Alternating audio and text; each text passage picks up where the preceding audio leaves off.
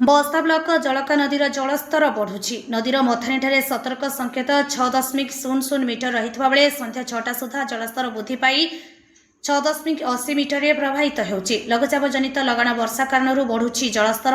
गतकालिठारू बस्ता समेत नदीर उपरमुंडरे रासगोविंदपुर, मोरडा, सुलियापदा, चित्रडा प्रभृति अंचल प्रबल वर्षा कारणरू बढ़ुछि जलस्तर।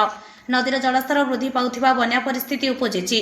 बस्ता ब्लकर 8 पंचायत मथानी, बाहरदा, कुड़िया, दूधहंसा, बासीचकुराई, दरडा, मुकुलसी, सदानंदपुर, ब्राह्मणदा एवं सदर ब्लकर 2टी पंचायत श्रीरामपुर और रसलपुर प्रभावित होबार आशंका कराଯାଉଛି। विभिन्न स्थान में नदीबंध दुर्बल रहिथिबारु भयभीत नदीकूलिया अंचलर लोके अछंती।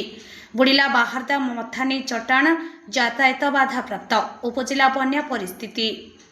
एबे जलका नदीर बन्या 5टी पंचायतर 15 रु अधिक गाँ पानी घेर विपद संकेत अतिक्रम कला जलका नदीर जलस्तर।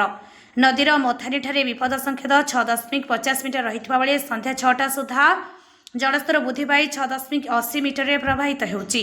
तली अंचल में बन्या आशंका। बुड़िला बाहरदा मथानी चट्टाण यातायात बाधाप्राप्त। उपजिला बन्या परिस्थिति। जलेश्वरु मनोज कुमार भूयां रिपोर्ट, अपराह्न लाइव।